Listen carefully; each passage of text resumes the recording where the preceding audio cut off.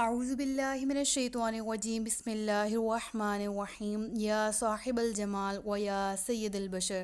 من وجهك المنیر لقد نور القمر لا يمكن الثناء كما كان حقه بعد از خدا بزرگ توئی قصہ مختصر جزا اللہ عنا سیدنا و مولانا محمد صلی اللہ علیہ وآلہ وسلم ما هو اہلہ یا رب لک الحمد کما ينبغی لجلال وجهک وعظیم سلطانک رب اشرح لی صدری ویسر لی امری واحلل عقدۃ من لسانی یفقهوا قولی رب زدنی علما رب زدنی علما رب زدنی علما۔ السلام علیکم ورحمۃ اللہ وبرکاتہ۔ امید کرتی ہوں آپ سب لوگ خیریت سے ہوں گے، زندگی پرسکون پر اطمینان اور ایمان بالخیر گزر رہی ہوگی۔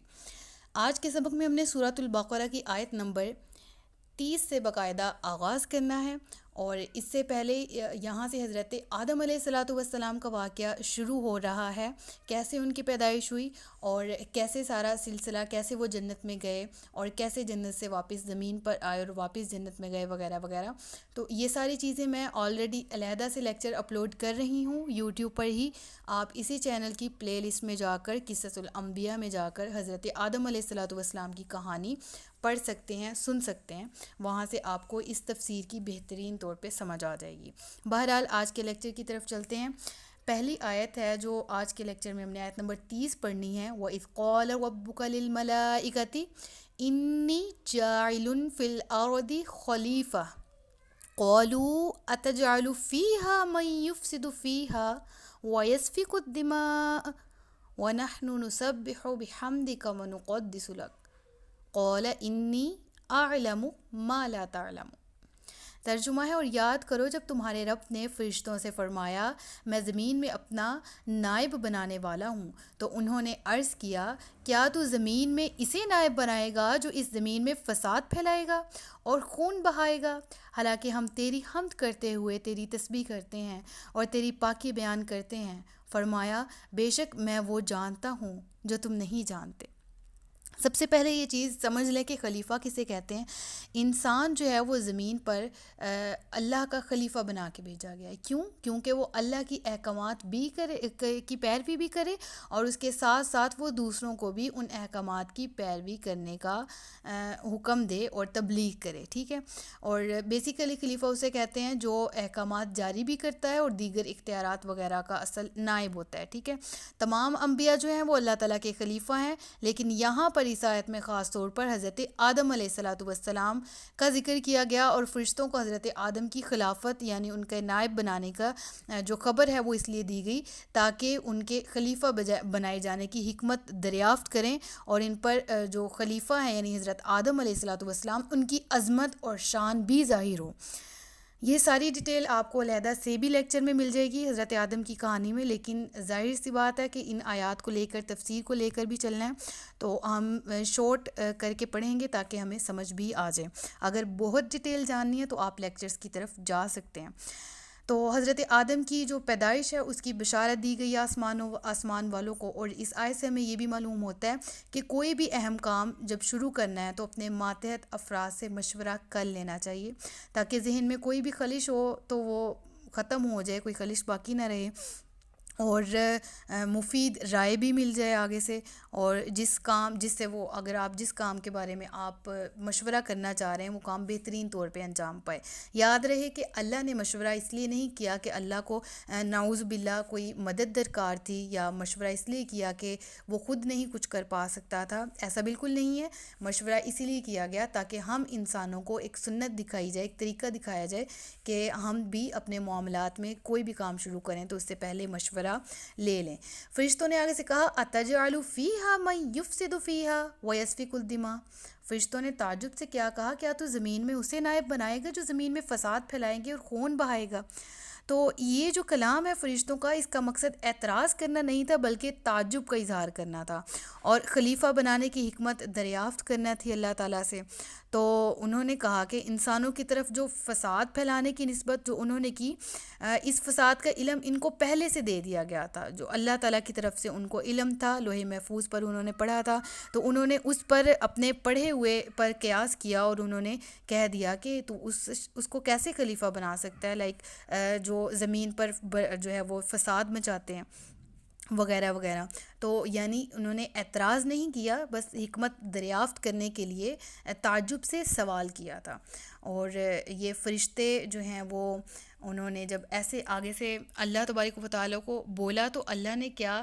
جواب دیا کہ قال انی اعلم ما لا تعلمون۔ ابھی فرشتے اس چیز کے تعجب میں تھے نا کہ اگر اللہ عبادت کے لیے ہی بنایا ہے تو نے انسان کو، تو ہم بھی وَنَحْنُ نُسَبِّحُ بِحَمْدِكَ وَنُقَدِّسُ لَكَ، تسبیح تو ہم بھی تیری بیان کرتے ہیں، پاکی تو ہم بھی تیری بیان کرتے ہیں۔ تو یہ جو جتنا علم ان کے مطابق تھا، ان کے پاس تھا، تو وہ جو ہے وہ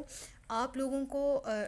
اللہ تبارک و تعالیٰ کا جو عطا کردہ علم تھا ان کے پاس، اس سے ریلیٹڈ انہوں نے سوال پوچھ لیا۔ بہرحال یہ فرشتے کیا ہیں، یہ تھوڑا سا شارٹ کٹ پھر بتاتی چلتی ہوں، ڈیٹیل جاننی ہے تو آپ واپس بار بار آپ کو اس لیے کہہ رہی ہوں سٹوری سنیں تاکہ آپ کو اس واقعے کی ڈیٹیل سمجھ وہاں سے آ سکے۔ بہرحال فرشتے جو ہیں وہ اللہ کی نوری مخلوق ہیں، گناہوں سے ہر طرح سے پاک ہوتے ہیں، اور اللہ تعالیٰ کے جو ہے نہایت معزز بندے ہیں، معزز اور مکرم ہیں، ٹھیک ہے۔ یہ نامرد ہیں اور عورت بھی نہیں ان کو کہہ سکتے، کھانے پینے سے پاک ہیں۔ اللہ نے انسان کو مٹی سے پیدا کیا ہے، تو فرشتوں کو جو ہے وہ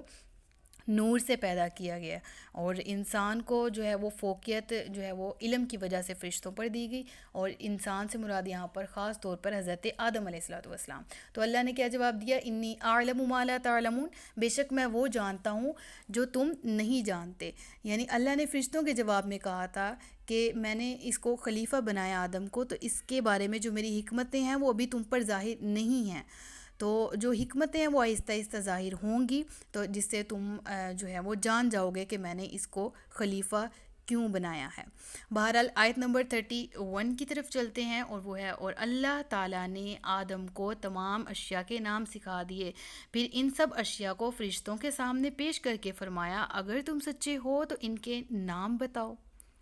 یعنی اللہ تعالیٰ نے حضرت آدم کو ایک ایک چیز کا جو ہے وہ علم عطا کر دیا گیا تھا، آپ کو تمام چیزوں کے نام، ان کے کام، ان کے صفات، ان کی خصوصیات، ان کے علم، ان کی جو کام کرنے کی صلاحیتیں، سب کچھ سکھا دیا تھا، ٹھیک ہے۔ یعنی اس آیت سے ہمیں پتہ چلتا ہے کہ آدم کو جو فرشتوں پر افضل ہونے کا جو شرف ملا وہ علم ہی ہے،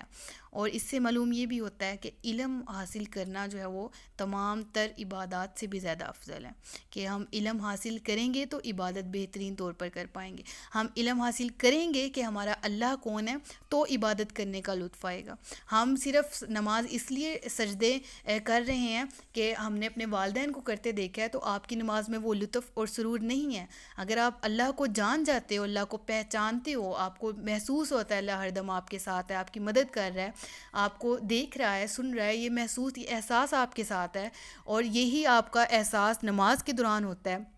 تو پھر آپ کو نماز پڑھتے وقت بھی جو لطف اور سرور آتا ہے۔ اللہ اکبر۔ تو اس آیت سے یہ بھی معلوم ہوا کہ انبیاء علیہ السلام جو ہیں وہ فضیلت کے اعتبار سے فرشتوں سے زیادہ بڑھ کر ہیں۔ تو اللہ تبارک و تعالیٰ نے جب اس طرح بولا اور حضرت آدم جو ہیں ان کو تمام علوم سکھا دیے گئے، تو اگلی آیت میں ہم پڑھتے ہیں کہ پھر آگے کیا ہوا۔ اگلی آیت ہے، فرشتوں نے عرض کی اے اللہ تو پاک ہے، ہمیں تو صرف اتنا علم ہے جتنا تو نے ہمیں سکھا دیا، بے شک تو ہی علم والا اور حکمت والا ہے۔ جب فرشتوں نے دیکھا کہ آدم علیہ السلام کو علم بہت سارا ہے اور ہمارے پاس اتنا علم نہیں تھا، ہم نے کم علمی کی بنیاد پر جو ہے وہ سوال اٹھا دیا تھا اور تعجب سے سوال کیا تھا، تو یہ ساری چیزوں کو جانتے ہوئے فرشتوں کی عاجزی دیکھیں کہ جب کوئی بھی اللہ تبارک و تعالیٰ کے بارگاہ میں کوئی بھی کام ایسا کیا، یعنی ایک تھوڑا سا تعجب بھی تو کیا تھا سوال، لیکن فوراً کیا کیا، عاجزی کے ساتھ قالوا سبحانک لا علم لنا الا ما علمتنا اللہ تو پاک ہے، ہمیں تو صرف اتنا ہی علم تھا، ہم نے تو اسی علم کی بنیاد پہ بات کی تھی جتنا علم تو نے ہمیں عطا کیا، اور اس کے علاوہ اور فوراً عاجزی اختیار کی، عاجزی کے ساتھ کیا کہا کہ اللہ تعالیٰ ہم نے تیرے جو سوال کیا وہ صرف اعتراض نہیں کیا، ہم نے صرف حکمت معلوم کرنے کے لیے سوال کیا تھا کہ انسان کی پیدائش کے پیچھے اب حکمت وہ معلوم ہو گئی ہے جو ہم پہلے نہیں جانتے تھے۔ سبحانکا، تو پاک ہے، ہمیں علم نہیں مگر اتنا جتنا تم نے دیا۔ تو اس آیت سے یہ بھی معلوم ہوتا ہے کہ معلم جو ہوتا ہے وہ کہتے ہیں استاد کو، تو جس طرح نبی کریم صلی اللہ علیہ وآلہ وسلم کائنات کے سب سے بہترین معلم بنا کے ہمارے لیے بھیجے گئے، رول ماڈل ہیں، اب ان کو معلم یعنی استاد کہا جا سکتا ہے کیونکہ وہ سکھائے گئے ہیں، اور سکھایا کس نے ہے؟ اللہ تبارک و تعالی نے۔ یہ ریفرنس کہاں ہے جی؟ اللہ نے قرآن سکھایا، الرحمن علم القرآن، رحمان نے قرآن سکھایا، کس کو؟ نبی کریم صلی اللہ علیہ وآلہ وسلم کو قرآن سکھایا۔ تو اللہ کو ہم معلم نہیں کہہ سکتے، کیونکہ معلم اس کو کہتے ہیں جو کسی کا سکھایا ہو، تو اللہ کی طرف یہ نسبت کرنا جائز ہے کہ اللہ سکھانے والا ہے، لیکن ہم اس کو یہ نہیں کہہ سکتے کہ وہ باقاعدہ الفاظ میں معلم کہیں، کیونکہ اللہ کی ذات پاک ہے کہ وہ کسی سے سیکھے، وہ سب کو سکھانے والی ذات ہے، اور اس نے ہی نبی کریم صلی اللہ علیہ وآلہ وسلم کو سکھایا۔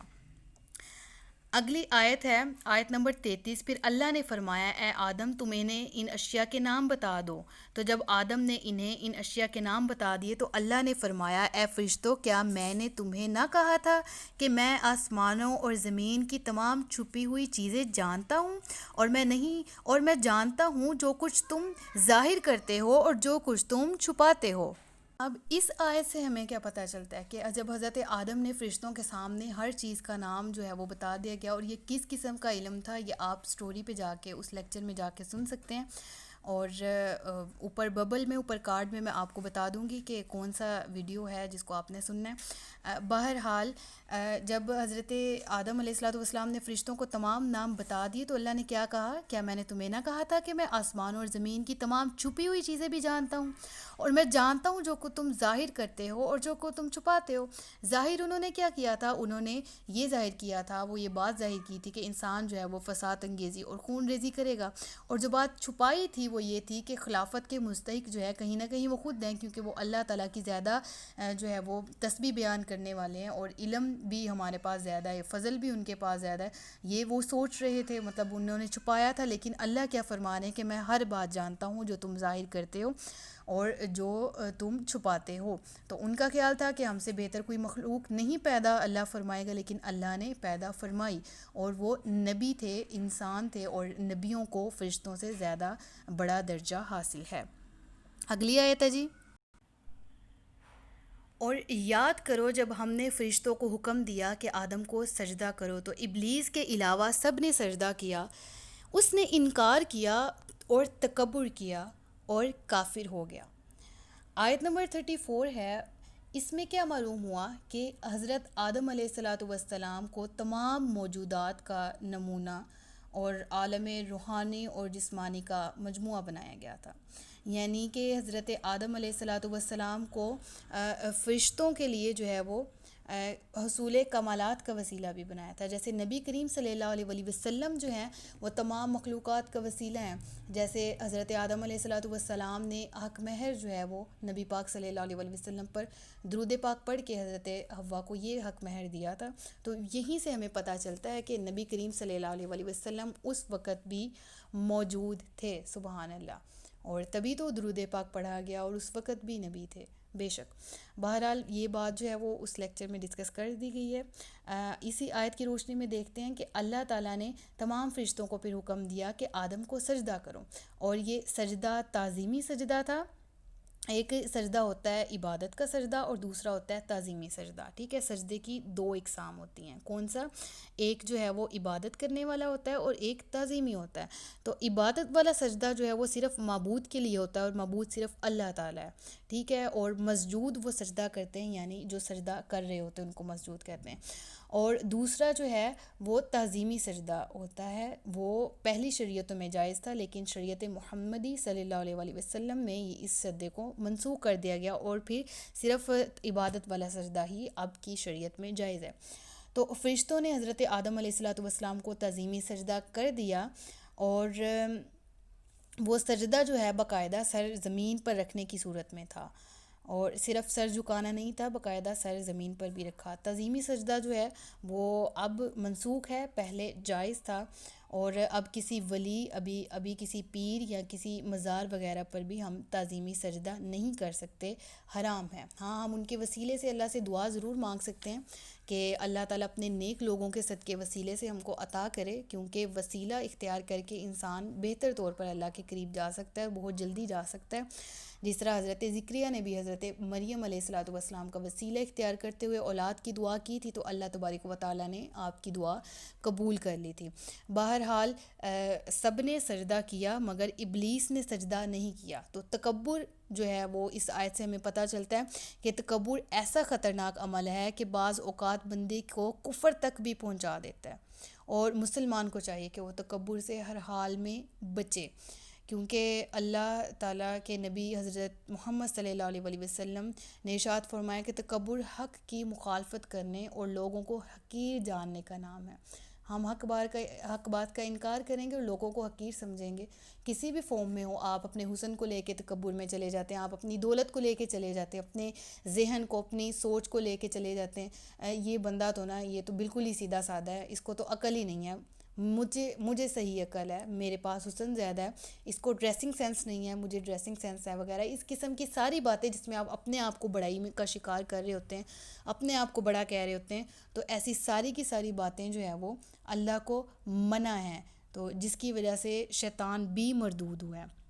ٹھیک ہے، شیطان نے، اللہ کیا فرماتا ہے، اس نے انکار کیا اور اس نے تکبر کیا، اور پھر وہ کافر ہو گیا۔ استغفر اللہ، یعنی اتنی عبادتیں، اتنی ریاضتیں ایک پل بھر کے لیے صرف اللہ کا حکم نہیں مانا، نبی کی تعظیم نہیں کی اللہ کے حکم کی وجہ سے، تو وہ ساری کی ساری رائے گاہ چلی گئی عبادتیں، اور وہ شیطان کافر یعنی مردود لعنتی ہو گیا ہمیشہ ہمیشہ کے لیے۔ اللہ تعالیٰ سے دعا ہے کہ اللہ تعالیٰ ہم سب کو تکبر جیسی بیماری سے محفوظ ہی رکھے، اور ہمیں ہمیشہ عاجزی اور انکساری والا بنائے، اور ہمیں ہمیشہ اس حالت میں رکھے جس حالت میں اللہ ہم سے